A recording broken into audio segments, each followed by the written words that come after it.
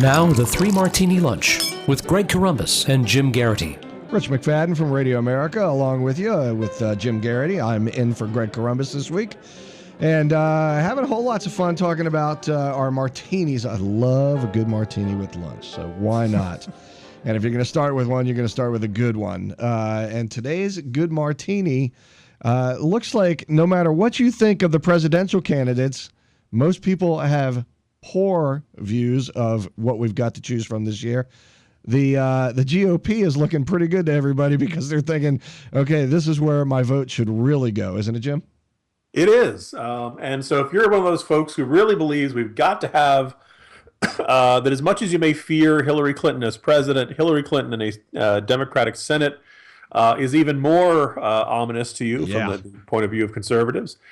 Two bits of good news. The first being that GOP outside groups, these are the super PACs with ties to support Senate Republicans, having a fantastic period for fundraising.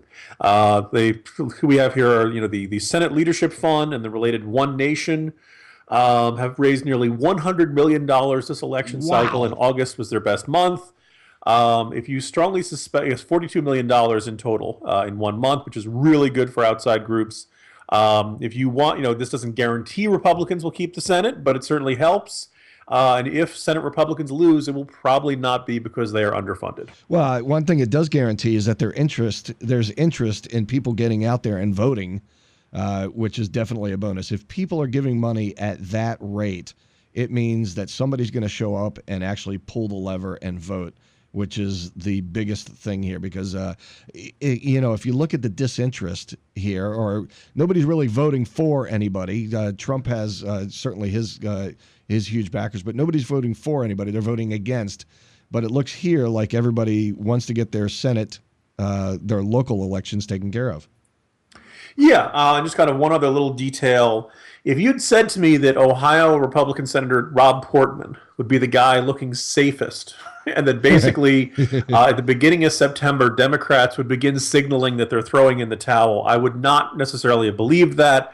When a former Ohio governor, Ted Strickland, the man who was defeated in 2010 by John Kasich, was named the Democratic nominee in this race, a lot of folks thought, he's won statewide, he's a former governor, he should have high name recognition, this should really be a top-tier race. Not only have Portman looked very good in the polls, but here's the really interesting thing. The Senate Democratic Political Action Committee, directed by Harry Reid, has said they are canceling commercials. They were supposed to run from September 20th through October 10th in the markets of Columbus, Cleveland, Dayton, and Toledo. Pretty much a sign that national Democrats aren't willing to spend any more money. They starting to see Ted Strickland as a lost cause, and that is a really good bit of news for Rob Portman. And if you'd said that Ohio would be the state that Republicans would not be worrying about a Senate race this year, I would not necessarily have believed that a couple months ago. Isn't that something? So how about around the rest of the country? I mean, is this looking as good there as well? Depends on where you're looking. People are feeling pretty good about Rubio in Florida. Definitely has the advantage against Murphy. You keep seeing contradictory results in Pennsylvania. One day you'll see a poll showing Pat Toomey, the Republican, looking pretty good. Other ones he's down by a bit. A couple of races, some good guys look like they're done. Mark Kirk, Republican in Illinois.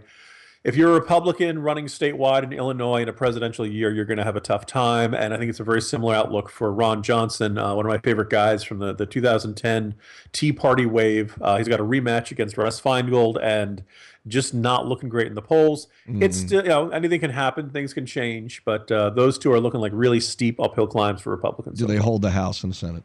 Yeah, that's the hope there. So. Yeah, absolutely.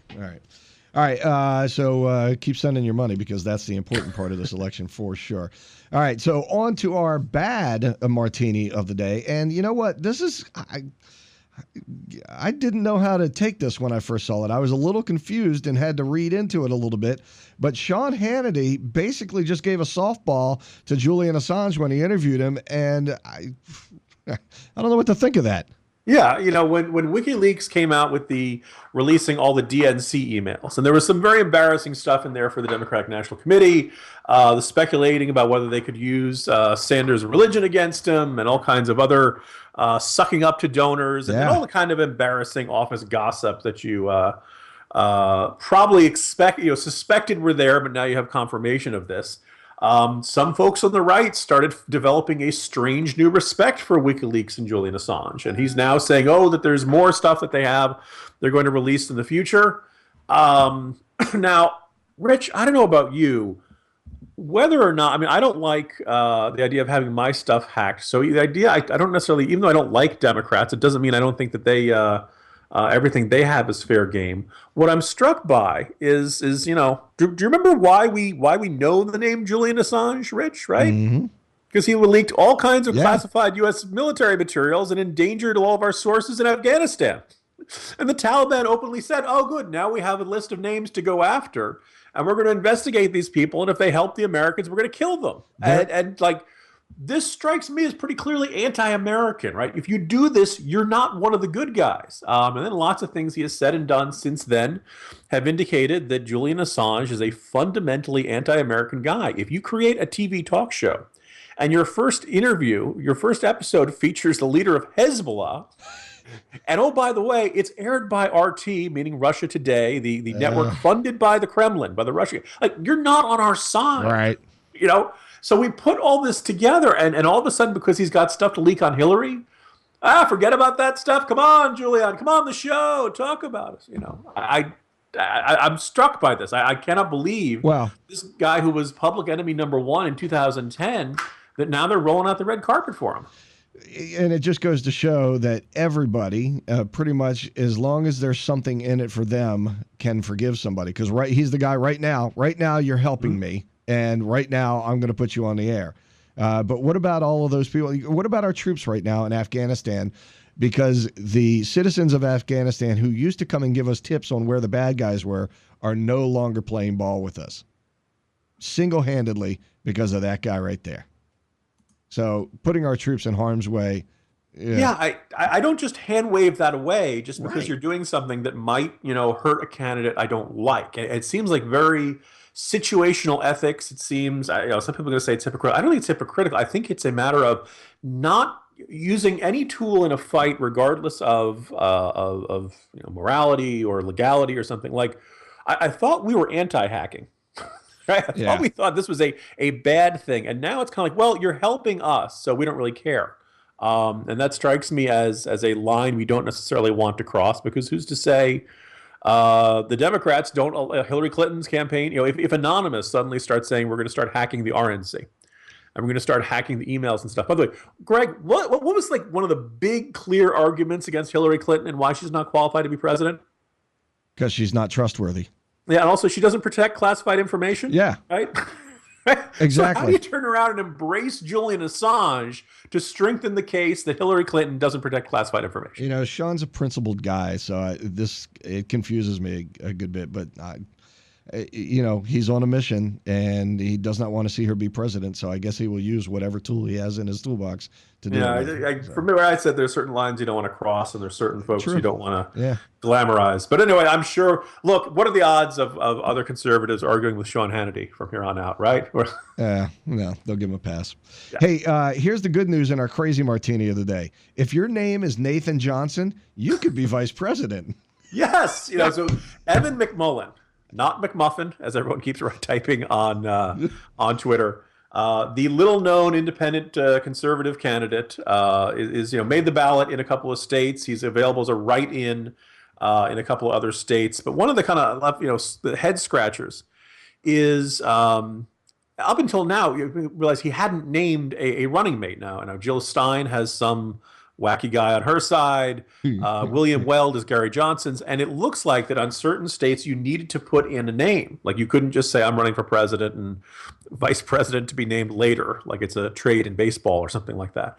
And so they just used the name Nathan Johnson. Now, according to Politico, there is a Nathan Johnson. He exists. Oh, there is? Okay. Yeah. And they haven't said anything about this Johnsons. guy. But he is a guy who's legally qualified to be president, meaning he's born in the United States, more than 35 years old. and not from the same state as Evan McMullin. So that's it. That's what we've got there, and that this person is there now. People are saying, and the attitude of the McMullin campaign was, well, this guy's just a placeholder. We'll name the actual vice president later. And apparently, you can't do that. Sorry, apparently, try again. Yeah. So like once people have cast their ballots for Evan McMullin and Nathan Johnson, those are the guys that are considered elected. Now, I have come up with a loophole that I don't think anyone has really thought about. You ready? You ready for this, Rich? What's that? So they haven't specified which Nathan Johnson. Exactly. Right? So and nobody knows who this Nathan Johnson is. It's not like they've done joint events or joint interviews or he's given a speech at the non-party independent conservative convention or anything like that. So basically, all Evan McMullin needs is to find a Nathan Johnson who dies before Inauguration Day. Yeah. Could be some 99-year-old guy. Oh, that was the one. And he's passed away, so now I have to name somebody. If your name is Nathan, if you're elderly, or maybe you're not elderly, maybe they're just going to kill somebody. I don't know. But if your name is Nathan Johnson, it's either a really lucky day or an unlucky day for you. Why not just watch your it? back. I'd be a little nervous about that. Use it as a marketing tool and create a reality television show where you're going to say, have all these, you're going to decide on 10 Nathan Johnsons or maybe 100 Nathan Johnsons on the show. And you whittle it down, week after week, and everybody's watching, and the ratings are growing, And all of a sudden, October 25th, like a week or two before the election, you decide which Nathan Johnson's going to get to be the vice presidential pick for this, whatever this party is. This is going to, like, here's it. Like, you're saying this, and meanwhile, there's some network executive saying, okay, it's probably too late for this cycle.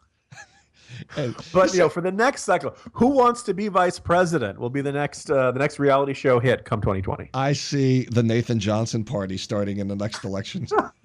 Wasn't this like in The Distinguished Gentleman, the Eddie Murphy movie? Yeah, that's what I was just thinking. It sounds like Jeff an Eddie Johnson, Murphy. the name right? People voted for him because they thought he has the same name as the guy who just passed away. How you doing? I'm Nathan Johnson. How you doing? I strongly suspected that Alvin Green, the infamous Democratic Senate candidate down in South Carolina, who, it stopped being funny once it became fairly clear that Green had some sort of deep mental problems. But everybody thought they knew a guy named Al Green. I like Al Green, or maybe Al Green the singer, but for whatever, like, Al Green, yeah, didn't we live? He used to live next door, so check the box, vote for that guy. So that is fantastic. You know what? It always is fun to end with the crazy martini of the day, especially when they're a doozy like that. I am seriously going to try and make this a reality television show. I think we'll all be rich and we'll have a great vice president for our country. So until tomorrow, stick with the National Review, stick with Radio America, stick with Jim Garrity, and I am Rich McFadden saying adieu until mañana.